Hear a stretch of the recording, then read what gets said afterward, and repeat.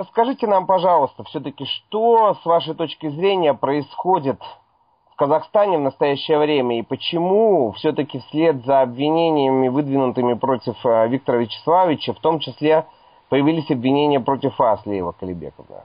В чем причина этого? Что за история вообще с этими обвинениями?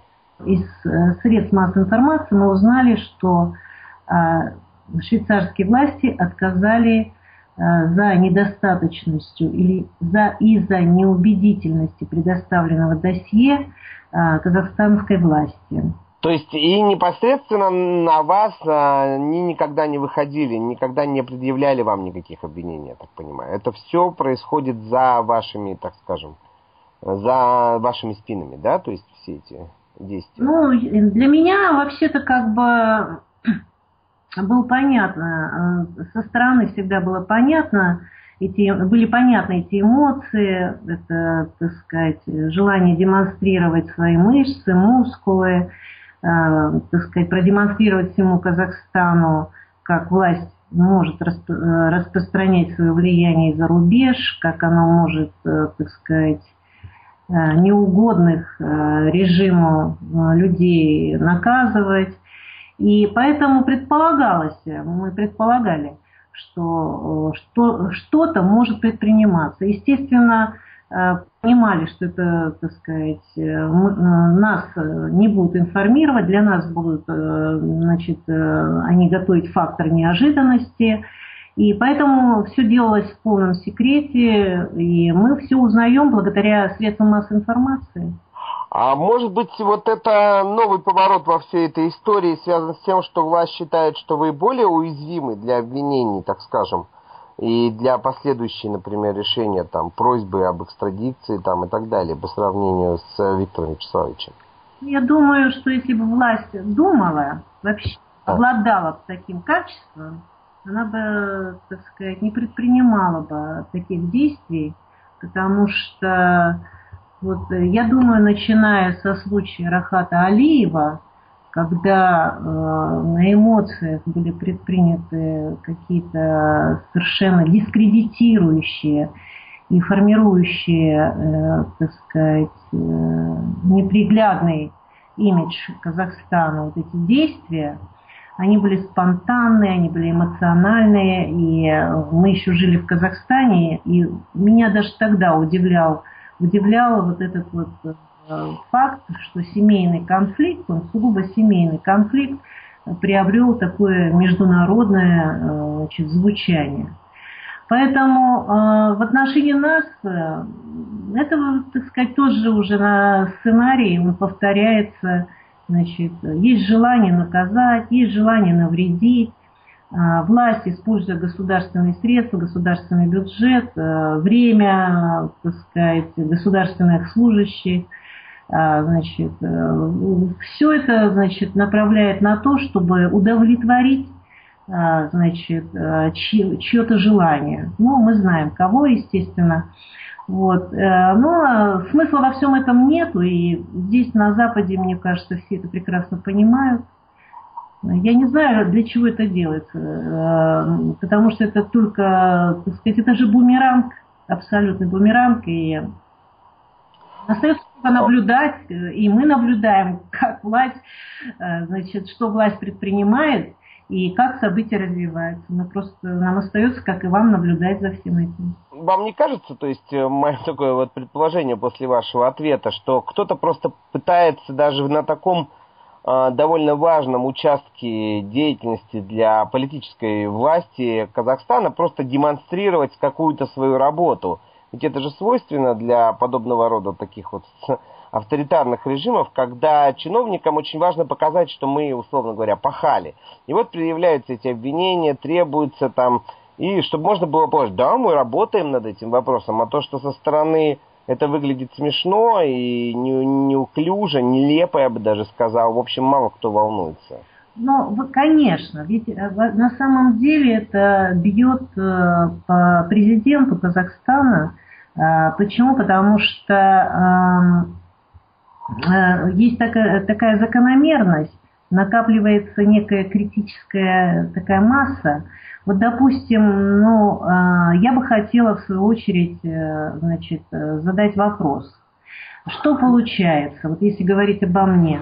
Я, человек, который присутствует, в бизнесе Казахстана с 1990 года, за все эти годы не могла заработать на приличную жизнь, а получается, более эффективными менеджерами были Дарига Назарбаева, Динара Кулебаева, Алия Назарбаева и внуки, вот, допустим, Нурали, да, который, я тоже читаю вот информацию и знаю, что в казахстанский ФОПС вошли все члены практически семьи лидера нации.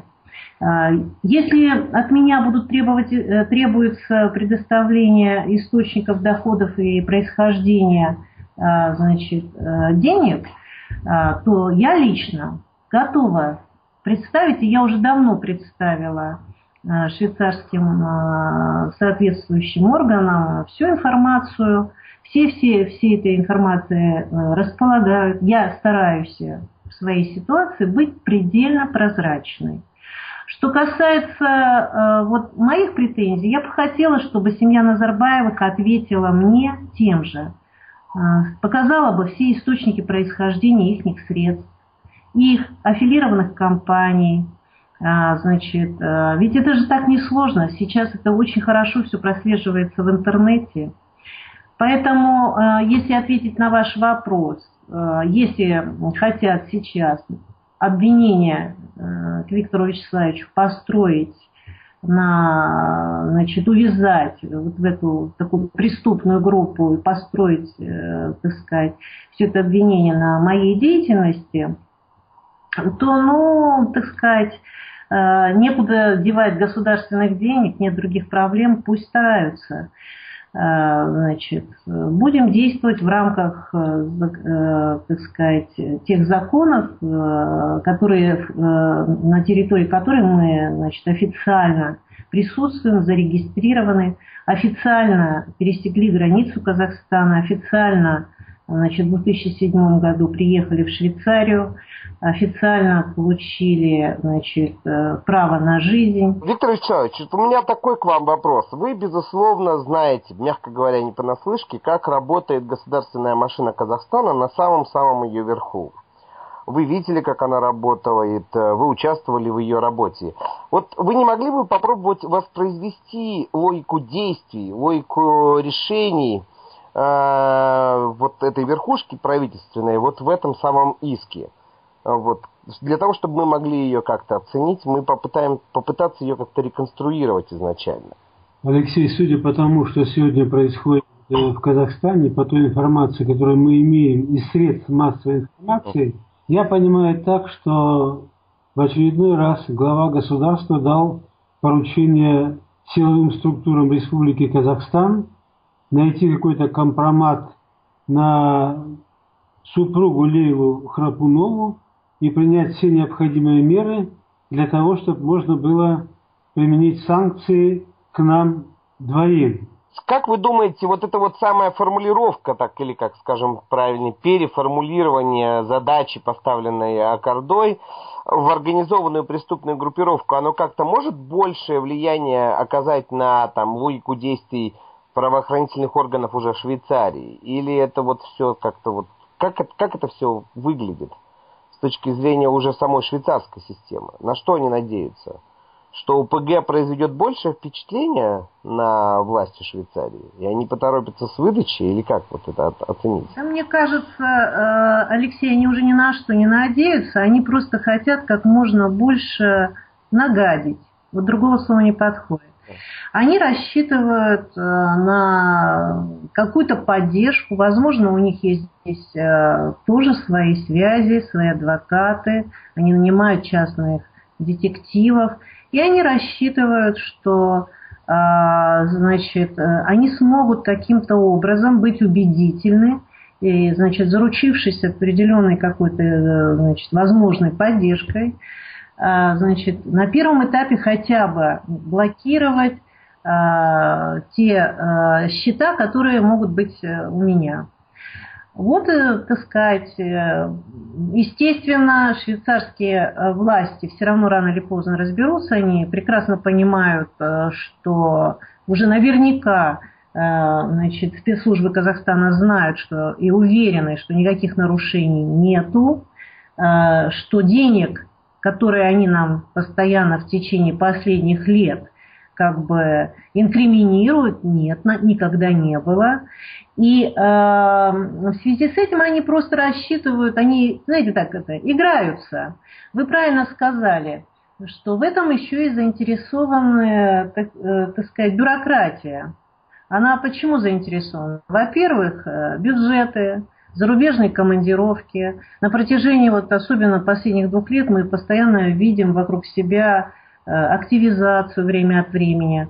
Ну, приехать не в самую бедную страну, значит, съездить за счет государства, значит, почему бы нет?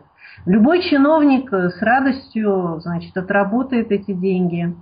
Поэтому все это будет, естественно, заинтересованными спецслужбами раскручиваться. Они будут докладывать, что не работают, что возможны какие-то шансы есть. И они, так сказать, будут, так сказать, на этом паразитировать. Ну и, так сказать, ну а что? Ну и пусть. Остается только радоваться за них.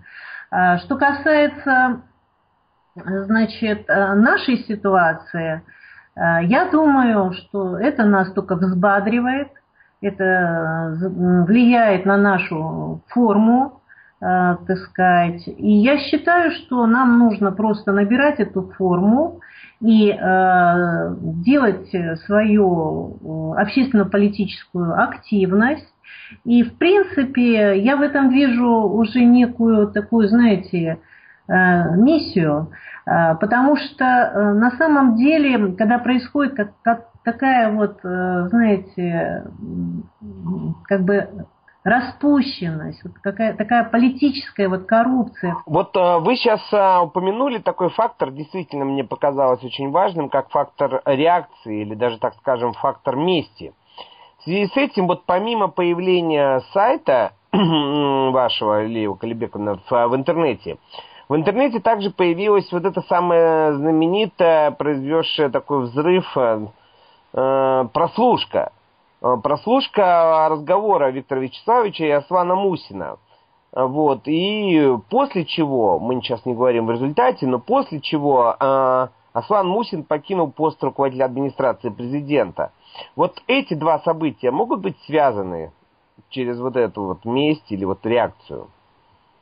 Это скорее, наверное, к Виктору Вячеславовичу вопрос. Алексей, я могу сказать одно, что все силовые ведомства Республики Казахстан настолько солидарны друг с другом, что малейшее какое-то, так сказать, высказывание против той или иной структуры моментально находит отражение в действиях всех силовых структур. Буквально всех. И вы правильно усматриваете этот момент, что в данной ситуации конкретно это реакция режима власти Республики Казахстан на то, что произошло в эфире и на страницах прессы. Но это свобода слова. То, за что сегодня весь мир борется и указывает, что необходимо добиваться во всех государствах, чтобы не попирались права человека и была свобода слова. Поэтому в данной ситуации я твердо убежден, что вот этот сайт, который Лейла выпустила и где показала конкретно, как она трудилась, работала и как она зарабатывала нелегко этот капитал, который сегодня вдруг становится объектом внимания повышенного и, мало того, значит, становится предметом следственных действий по отношению к той деятельности, которую вела Лейла в Казахстане. Поэтому не исключаю, что в связи с тем, может быть, и повлияло то, что эта прослушка, которая появилась в эфире, как последняя капля, которая переполнила чашу, и господин Мусин переместился в другое место службы. А реакция тут же последовала в отношении того, кто внес это возмущение, казалось бы, установив систему, так сказать, противовесов Республики Казахстан. В рамках этой вот общей такой теории эскалации событий политической направленности, которая сейчас происходит в Казахстане, у меня невольно возникает вопрос о том, как далеко эта эскалация может зайти, потому что, опять же, учитывая опыт 30-х годов, мы увидели просто невероятные, фантастические формулировки.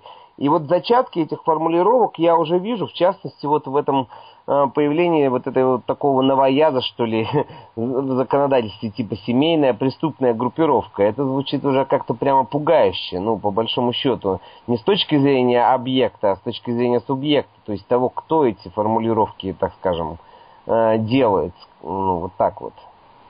Вы знаете, Алексей, вот если вы уже затронули тему репрессий, то, видите, если мы обратимся к 1937 году, то там, говорили, враг народа, жена врага народа, дети врага народа, да?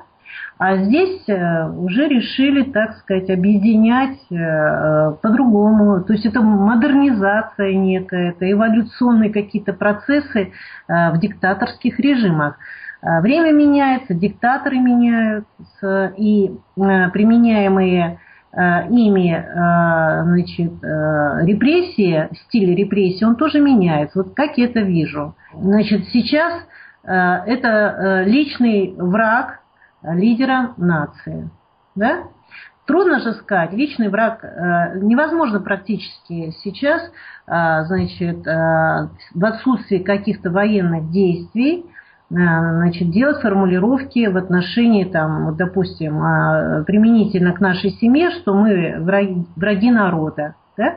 Легче сформулировать, что мы совершили непонятно что, да? То есть, и, власть хочет, вы знаете, большей крови, чтобы, вот как нам было сказано, бить будем так, чтобы корчились от боли, и по детям в том числе. Вот лично мне это было сказано. Я хочу сказать, поэтому появляется подзаказ, исполняется вот это законотворчество, да, такое, делается семейная группа, в которую просто вот как во времена 1937 года, загоняется, основной виновник, его вся семья, близкие родственники, дети, и уничтожается, только уже с применением современных технологий в наше время. Почему нет? То есть, если процитировать, кстати, одно из интервью, которое произошло в вашем эфире, в частности, по-моему, с Гарри Каспаровым, там, он очень хорошо сказал, что наше время, оно характерно тем, что диктаторы хотят, брать пример и править, как, допустим, Сталин.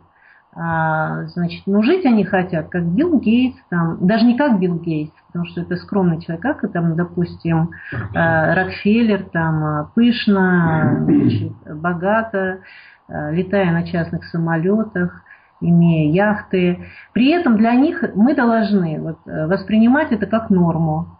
Их дети находятся официально в Фобсе с миллиардами собственных капиталов, то есть не успели родиться уже, миллиардеры.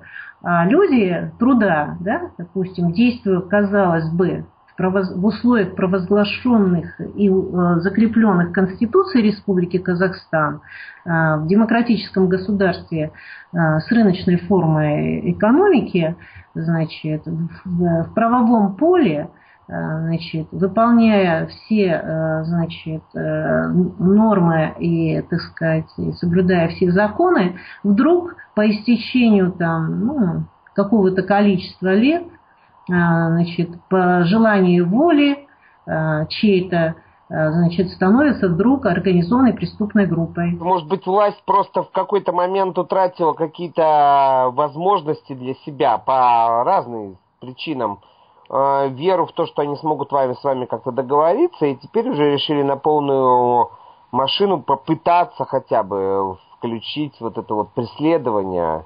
Может быть, это часть какого-то давления на вас, которое осуществляется. Вообще, осуществляется ли на вас сейчас какое-то давление? Ну, на нас действительно уже в течение 5 лет оказывается давление. Значит, нам наносится материальный ущерб. И, значит, был нанесен еще на территории Казахстана, когда мы жили, был ущерб нанесен моему бизнесу. Ну, в частности, я сама вот была удивлена и прочитала из средств массовой информации здесь, в Швейцарии уже будучи, что когда Динара Кулебаева приобрела виллу в Аньере, это как бы район Женевы, приобрела виллу почти за 75 миллионов франков, ни в кредит, ни ипотека, значит, за полную стоимость. И там были продемонстрированы, было проведено журналистское расследование, потому что в Швейцарии как любая сделка, она публична и появляется в торговом реестре. И вот в тот день, когда в торговом реестре появилась Динара Кулебаева как собственница такой шикарной, дорогой виллы, это взорвало рынок Женевы, и журналисты сразу же, конечно, не могли не отреагировать. И я вот, не самая первая, кстати, но так как узнала из швейцарской прессы и, значит, об этой покупке.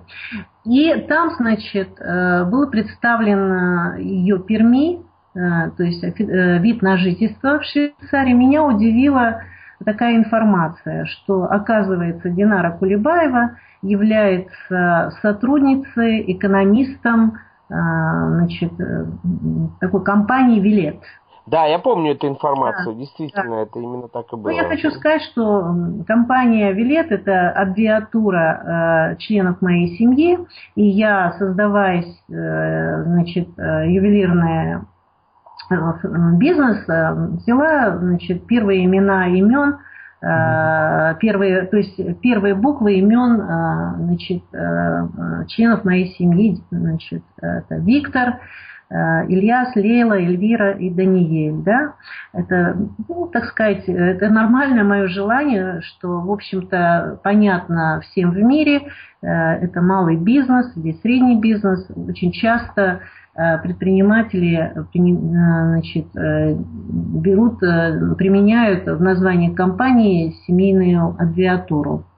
Вот эта аббревиатура появилась на страницах швейцарской газеты, и, оказывается, Динара Кулебаева работает в этой компании, которую когда-то рейдерским буквально способом у меня, значит, приобрели в Казахстане.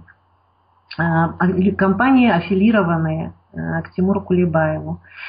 Но это долгая история, я не думаю, что нужно сейчас это рассказывать, но, значит, я поинтересовалась судьбой этой компании, этого бизнеса в Казахстане, и из интернета узнала, что оборот этих компаний, годовой оборот этих компаний, которые у меня просто, так сказать, захватили практически, значит, оказывая давление на меня в 2003 году, значит, заплатив мне какие-то копейки мифические, да, потому что в то время, если казахстанцы помнят, очень сильное было давление на Виктора Вячеславовича в средствах массовой информации, принадлежащих Кулебаевым, значит, с целью вот отнять этот бизнес.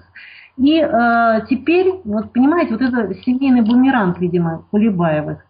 Вот это, значит, Перми с указанием должности в компании «Вилет» Динары Кулебаевой, это очевидный факт. Это очевидный факт. Вот вы говорите, чувствуем ли мы себя уверенно. Но я чувствую себя достаточно уверенно.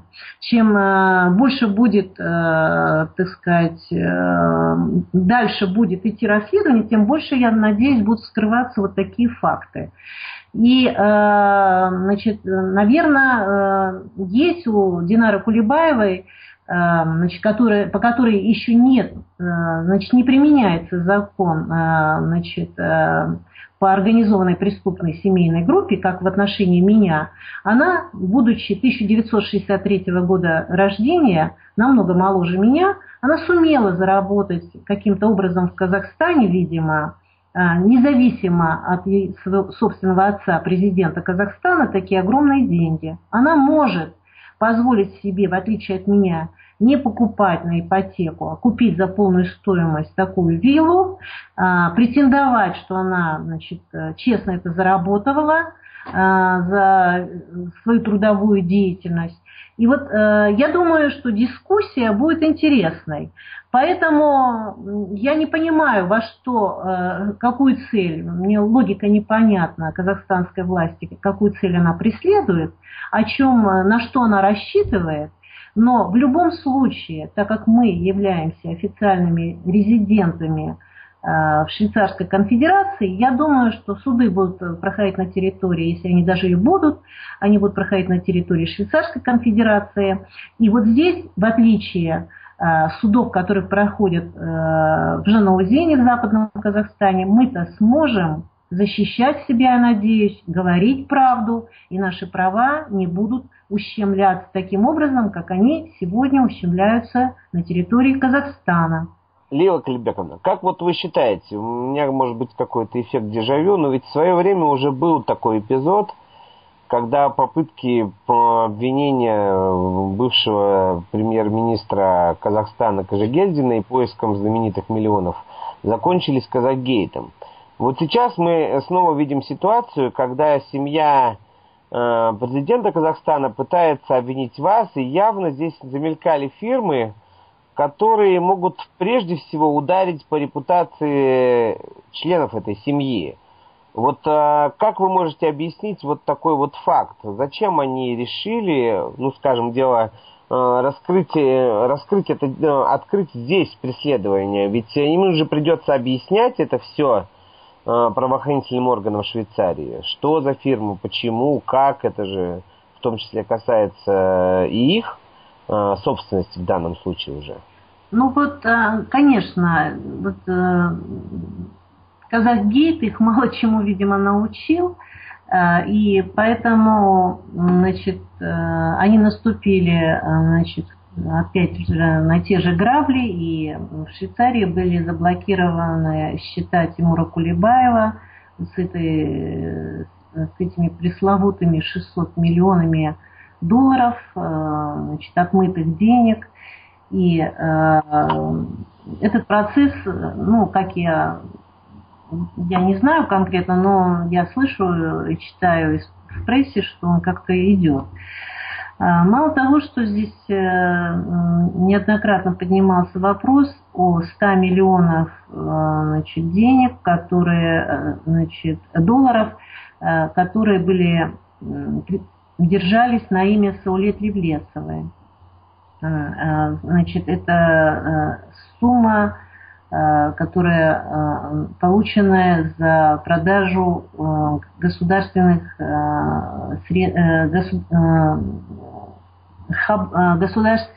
телерадиокомпании.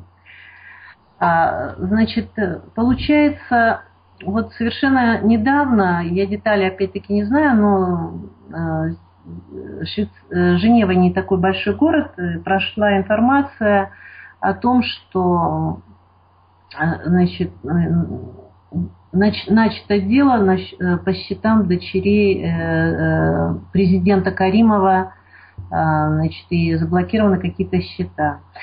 И швейцарское правосудие, когда, значит, блокировало эти счета, оно вообще решило поступить еще более умно, оно просто заблокировало счета всех представителей Узбекистана. Вот сейчас очень сильно муссируется в Швейцарии разговор о том, что возможно точно так же значит, в силу того, что нарастает такая активность, как вы говорите, значит, финансовой полиции Казахстана в отношении нас, ну, такие разные прогнозы существуют. И я вот недавно в одной из на одной встрече, значит, услышала предположение швейцарцев, что возможно ожидать блокировку всех счетов казахстанских. Но, значит, тут же, значит, была такая свидетельница такой дискуссии, когда кто-то сказал, ну, в общем-то, мы слышали, что семья Назарбаевых свои деньги уже из Швейцарии вывела. Вот, и, ну, назывались страны, в которые, возможно, они перевели свои средства, поэтому, значит, финансовая полиция дана отмашка действовать смело, ну и, в общем-то, без оглядки. Поэтому можно строить различные предположения, но действует, посмотрим, будем наблюдать. Вы наблюдаете, и мы точно так же наблюдаем, что в отношении нас происходит, потому что мы, в общем-то, нас не ставят в курс, все это происходит за нашей спиной. Трудно предположить, ну, действия настолько, на наш взгляд, носят эмоциональный какой-то характер, спонтанный, непродуманный, эмоциональный, что кажется, или это глупость, или это, так сказать, лишь бы, как бы уже все равно. Вот все равно. В принципе, вот тот факт, что меня в итоге значит, я пострадала за свободу слова, буквально не прошло 5 дней после выхода моего сайта, меня вначале объявили в розыск на портале финансовой полиции. 1 числа меня уже, значит, объявили в международный розыск по линии Интерпола. Но в данном случае, видите, я даже смешно расстраиваться. По большому счету, вот вы затронули, подняли вопрос Казахгейта, но если мы посмотрим, значит, в архивах, то кто был первым размещен, значит, в Интерполе, и не казахстанской стороной, а в международный розыск именно швейцарской властью, это была семья Назарбаевых, Кулебаевых и Тасмагамбетовых по делу Казахгейта. Так что, значит, компания у меня неплохая. Да, но вот меня немножко пугает такая эскалация всех этих событий, вот, потому что неизбежно приходит на ум аналогия с 30-ми годами, когда, в общем-то, череда дел, которая была открыта, и преследований, репрессий против сначала отдаленных людей к семье, ну, то есть к коммунистической партии того времени, а затем уже начали в расход пускать всех, кто когда-либо имел непосредственное уже отношение, не разбираясь в том, какую степень вины или там еще какие события вели к этим репрессиям. И в итоге получилась такая, грубо говоря, каша-мала, которая говорила о крайней неэффективности, в том числе власти. И вот сейчас я вижу такое вот какое-то неупорядоченное движение, какие-то решения странные, сумбурные, объявления в розыск. Это что-то говорит о природе власти сейчас, об эволюции самой власти в Казахстане. Вот этот вопрос у меня уже, может быть, к Виктору Вячеславовичу, как вот с этой точки зрения он на это смотрит. Алексей, вы абсолютно правильно подметили. И я даже чуть-чуть поглубже смотрю. В те 30-е годы было дело врачей. В Казахстане повторили дело врачей. Министр был посажен в тюрьму. В Советском Союзе было дело судей. В Казахстане повторили дело судей. Единственное, меняются времена, меняются схемы, меняются действующие лица, которые занимаются этими делами. Меняются диктаторы. Идет какой-то эволюционный путь развития и находят новые пути. Вы правильно подметили, что сейчас объявление в розыске, все, что с этим связано, тогда в Советском Союзе не объявляли в розыск. Мужчины, враги народа, ехали в Воркуту, женщины ехали в Казахстан, в Алжир, Акмолинский лагерь жен изменников Родины. Дети шли в специальные интернаты для детей врагов народа. Примерно такая же ситуация сегодня в Казахстане. Вы посмотрите, что творится, сколько людей привлечено к ответственности, сколько судеб сломано. И все это сфабрикованные дела, которые продолжают расти, как грибы после дождя. То же самое и поступает с нами. Посмотрите, я вспоминаю суд Кожегельдина. Даже адвоката дали своего, который якобы защищал интересы Кожегельдина. Такая же ситуация происходит и сегодня, как я понимаю, и с нашей семьей. Никто официально к нам не обращался, никто нам не известил о том, что против нас возбуждены уголовные дела по официальной линии. Только из средств массовой информации господина Назарбаева мы узнаем о тех или иных делах, которые кто-то якобы открывает. Значит, никакие официальные, так сказать, мероприятия, следственные действия не проводятся, к нам никто не обращается, хотя, в принципе, если было бы желание, могли бы приехать и опросить нас, получить наше мнение. Видимо, режим или власть боится чего-то. Я даже допускаю, чего она боится. Лела правильно сказала. Есть заинтересованное лицо, глава государства, который пригласил к себе руководителей силовых структур и дал команду. Вот конкретно дал команду. Как хотите, отработайте все вопросы и достаньте Храпунова, привезите сюда, в Казахстан, и здесь будем с ним разбираться. А как уже они будут фабриковать дела и как будут вести свою работу, уже каждый изощряется так, как хочет и как может. Поэтому никакой социальной справедливости, беспристрастности, правосудия в Казахстане не может быть и речи. Аналогия, как вы сказали, с Советским Союзом 30-х годов современного Казахстана, она воочию видна невооруженным глазом.